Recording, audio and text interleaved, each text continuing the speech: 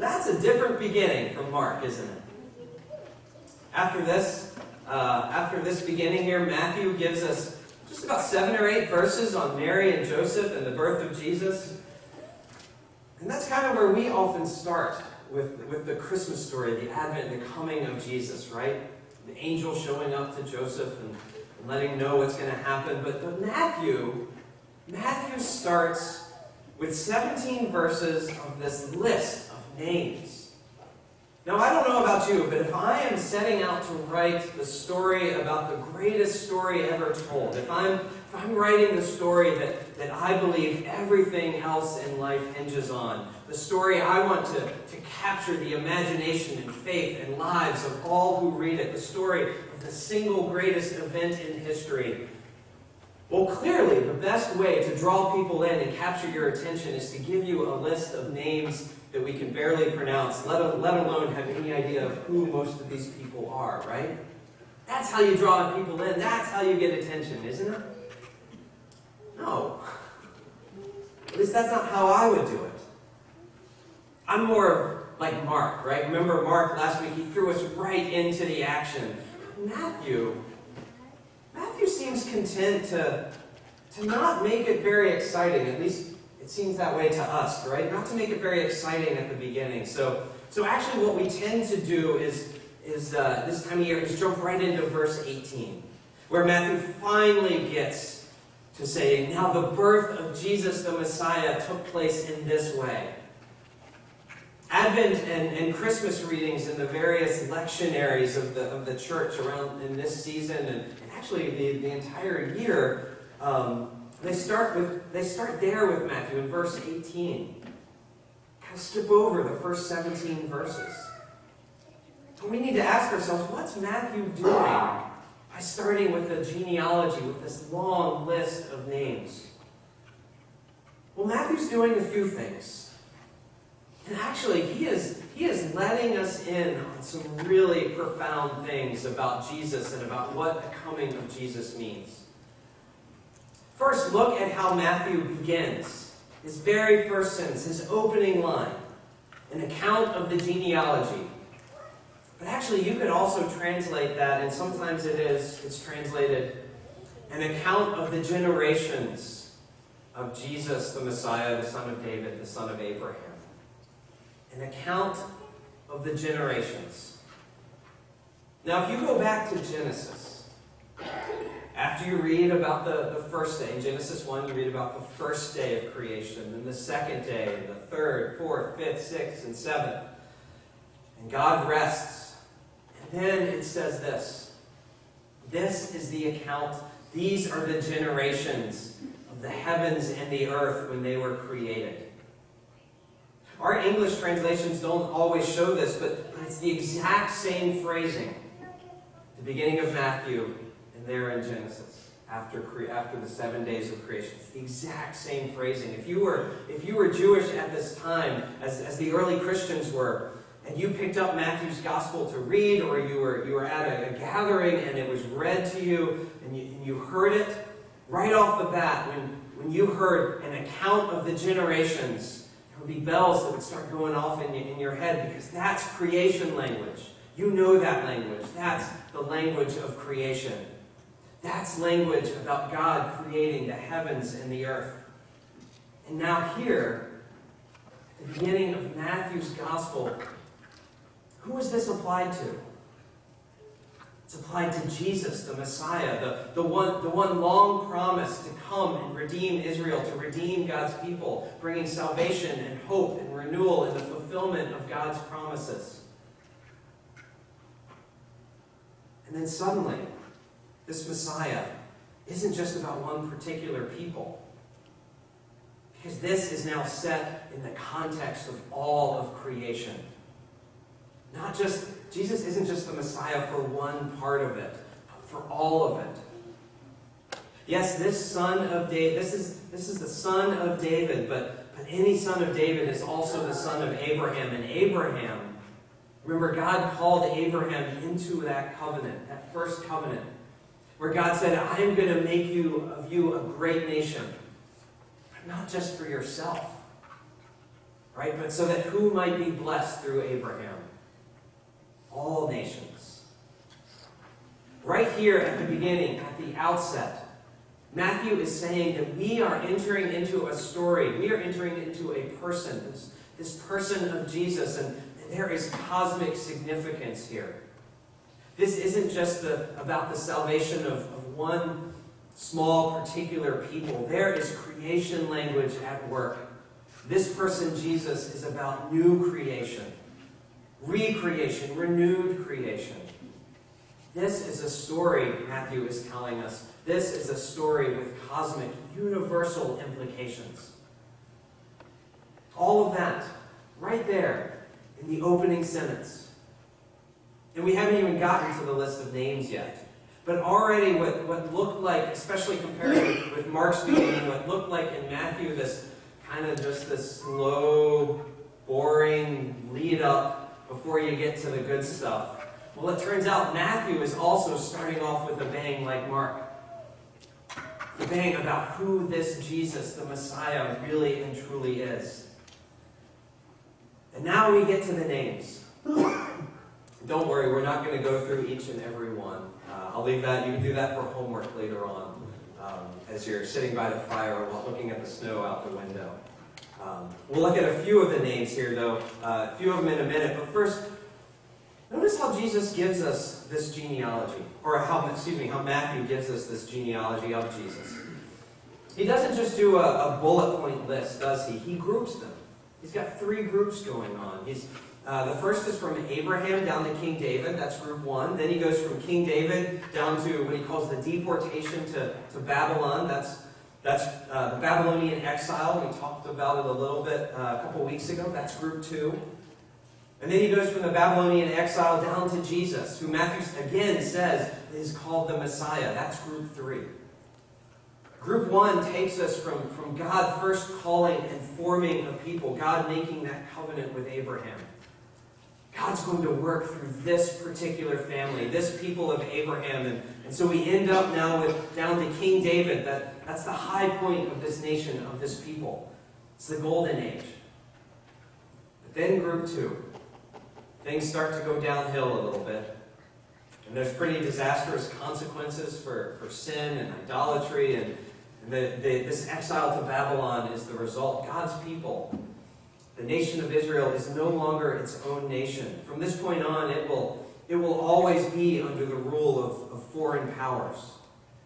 So even in the time of group three, even though things are being rebuilt and people are able to come back to Jerusalem and their land, they do so still kind of under the control of these other powers. It's people under the rule and authority of other nations. After the Babylonians, it's the Persians, then the Greeks, then the Romans, and that's when we're in the time of Jesus. All of that is captured here in these few verses in this second group of the genealogy. Matthew wants us to remember our history. And those prophecies about the Messiah, the one who was to save and redeem his people, the prophecies we read about being fulfilled with the coming of Jesus, the ones we read this time of year, each and every year, they are given in the midst of this time of extended exile. Even when you're back in your land, you're still not at home. That's the context that these prophecies of Jesus are given. Matthew wants us to understand that all of this has been driving towards this point, this time and place in history, driving towards not just this particular nation, not just this particular family, but right there to this particular person, Jesus, born of Mary, and who is called the Messiah. And even more than that, Matthew summarizes all of this by saying, so all the generations from Abraham to David are 14 generations, and from David to the deportation to Babylon, 14 generations, and from the deportation of Babylon to the Messiah, 14 generations. Now numbers. Sometimes a number is just a number. Other times, a number is more than a number. And this is one of those times. Matthew has very carefully laid out this grouping into 14, 14, 14. And we know that he very carefully did this because he actually omits some people in this list. Kind of glosses over some generations because he wants 14, 14, 14. And if that concerns you, that things are skipped over in lists of people in the Bible from time to time, it shouldn't. Don't let it concern you. We can talk about it later if you want, but I'll just say for now, genealogies in general in the ancient world, they were more about making a statement about the person whose genealogy you were giving than about what we would now call kind of a scientific biographical record. And so you wouldn't make stuff up, but you would also you would tell the genealogy in a particular way to make certain points about the person you were talking about. And that's what Matthew is doing here. We start, remember, with creation language.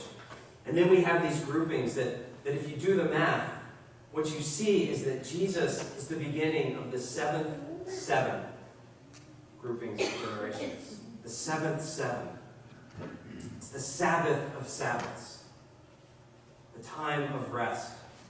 The time when things are reset. The time when debts are forgiven. It's the time that the Bible in Leviticus calls the year of Jubilee. The time when creation is at its fulfillment and all is made right. Jesus, Matthew wants us to understand, Jesus is the beginning of that. The coming of Jesus is the coming of the fulfillment of that. And what's truly astounding is that God is bringing all of that about in the midst of, again, what we see when we look at this list of names, in the midst of an often very messy, unfulfilling, sometimes seemingly going nowhere history. Because the final thing to see here, at least final for today, is who is part of this history that is caught up in the coming of Jesus? Well, first, there are women listed in this genealogy, and that probably doesn't surprise us. You don't get very far in a genealogy in a family tree if there's no women. But it would have surprised those who first read or heard this beginning to the story of Jesus. Because at that time, men were the ones that were thought to count enough to be in a genealogy. So genealogies from this time, other ones that archaeologists have found, it's lists of men. But here, and this would have stood out like a flashing neon sign, and in creation as it was meant to be, there's no hierarchy when it comes to men and women. In the image of God, God created them. In the image of God, God created them. Male and female, God created them. Jesus, even in his family tree, Jesus has come to subvert and tear down our false notions of power structures, whether those are personal or corporate. And second, in this list, there are Gentiles, non-Jews, non-Israelites listed here. So even while Matthew is on the one hand affirming that Jesus has come from this particular people, called and formed by God for God's purpose, the calling is ultimately for all people. Canaanites are here in this list. Moabites, Hittites, they're all part of this family tree. Rahab was from Jericho. That was the first Canaanite city that the Israelites had to go through to get to the promised land. Ruth was from Moab, and Uriah, well, he was actually called Uriah the Hittite. That was how he was known. Right? You don't name somebody that unless that's deeply a part of who they are and their identity. Uriah the Hittite. And yet here they are in a world that was so delineated along these sorts of lines. Along comes Jesus and says, my family tree is far more expansive than you know. So as we think about the coming of Christmas, as we think about what it means to prepare for the coming of Jesus, not just in the looking back sort of preparing, pretending we don't know what's going to happen in the town of Bethlehem on that particular night a couple millennia ago, but in the what does it mean to look for the coming of Jesus and his kingdom in all his fullness type of preparing. We need to be asking ourselves, who are the people that we instinctively want to, if not outright exclude, hold at arm's length, or treat with assumed suspicion or even fear. Because the family tree of Jesus has something to say about that. And finally, I know there's a lot going on here, but years ago, back in, it was mid-90s, I don't know, 95, 96, 97, sometime around then, my mom got a computer program to help map out the family tree. Right? There was no Ancestry.com, but it was some sort of computer program she got, to map out the family tree, which she did. Actually, I think one of the first times Rachel came, the very first time Rachel came to visit my family was actually a large family gathering. You're welcome. And my mom greeted her with a chart and said, "Here, now you'll know who everybody is." She had just done this family tree. Well, the instructions in this computer program, the instructions, how to input names once you found out who was who and how you'd input it for each generation and all of that. There was a section, because sometimes you mess up things. So there was a section of instructions that was titled "Correcting Mistakes in Your Family Tree." If only, right? If only. We all have parts of our family trees that we don't bring up, right? And kind of wish, we'll ignore those particular branches for the time being. And that's nothing new. People have always done that. King Herod, who shows up in chapter 2 of Matthew, he famously erased records of some of his ancestors because they cast doubt on his claim to the throne. So he would do that. They were an embarrassment to him. So he wanted to correct what he saw as mistakes in his family tree. There are people here in this genealogy that we would consider an embarrassment. Judah and Tamar, for example. Tamar is the victim of Judah and his family refusing to live up to what righteousness called for. And instead, Judah and his family, they used Tamar, someone they had a God-ordained responsibility to provide and care for. Instead, they ended up just using her as an object. That's part of Jesus' family tree. And we could go through a bunch of others, but just one more example. Matthew puts it this way: "And David was the father of Solomon by the wife of Uriah." Now, the wife of Uriah is Bathsheba. We remember that story, right? David and Bathsheba. But the way Matthew talks about it, by not using Bathsheba's name, he is very pointedly saying the wife of Uriah. He is not just quickly mentioning this embarrassing part of Jesus' family tree and quickly kind of moving on. Matthew is actually drawing attention to it. He's saying, look here, remember this.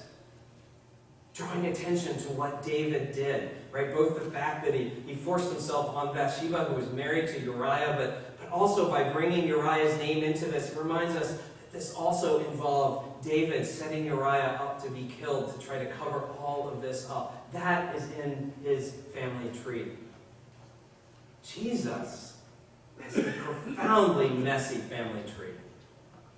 Because this is the world that Jesus enters into real flesh and blood history. History that is sometimes good, sometimes downright sinful, and seemingly always a mix of the two.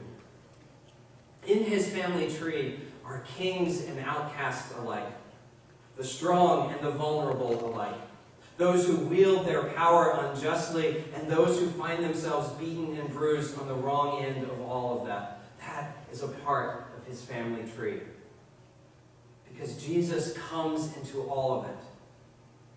And whereas Mark highlighted, if you remember from last week, Mark highlights the profound suddenness and the good news of Jesus who comes tearing through the heavens, so unlike anything we've seen before. Matthew highlights the fact that the gospel always takes root in the soil of real history, real people, and real lives. Because this is the God who, yes, like Mark highlights, is at once so transcendent and outside the normal ebb and flow, who comes in to disrupt it all. And that is exactly what we need, right? We need a God who breaks in to the normal, everyday flow of life. But Matthew is here also saying, yes, but this is also the God who has so bound himself to the ebb and flow of history, who is equally always at work in the nitty-gritty of life as it unfolds. And isn't that also exactly what we need? The sort of good news that takes root and plants itself in this world. Friends, what we desperately need is for both of these things to be true. And friends, the good news of the coming of Jesus, of God taking on human flesh, is that both of these things is exactly what we get in Jesus Christ. The one that is so transcendent, he is fully God, that he can come tearing into our lives and leaving nothing unchanged. And yet he is also the one that is so immanent and intimate to our human experience. He's fully human. That he is even at work through the course of history. Back at the beginning, I mentioned, we'll just sum up with this. Back at the beginning, I mentioned that the way Matthew begins echoes Genesis after the 7 days of creation. And it also echoes, if you continue reading Genesis, it echoes later the generations after Adam. These are the generations of Adam, and it lists his descendants. And again, it does the same thing, the generations after Noah. But here's the key difference with Matthew. In Genesis, it says, here are the generations of Adam, and it lists who came after. And the same for Noah. But here in Matthew, it begins, here are the generations of Jesus, and then it takes us not down the line into the future, but back into history. Jesus, Matthew is saying, Jesus is so much the focal point of history that his coming even has the power not just to assure the future, but to redeem even the past. That all of history, all of the successes and failures, faithfulness and brokenness, none of it is outside the scope of his power to redeem. And all of it gets caught up in him and his life. And even history itself, when Jesus gets a hold of it, turns out to be driving toward the new creation that he has come to bring about.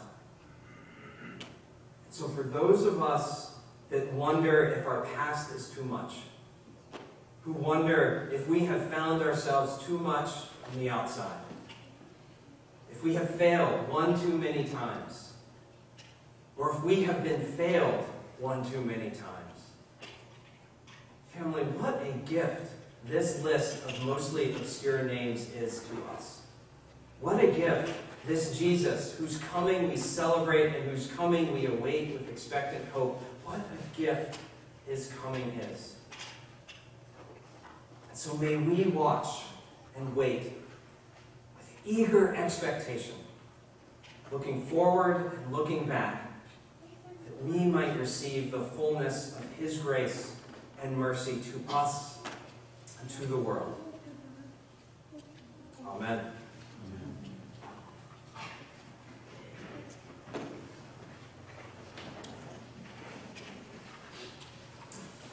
As we stand to sing our next hymn, which is hymn number 2, Come Thou Long Expected Jesus, the children, elementary school age children, may be dismissed for Children's Church.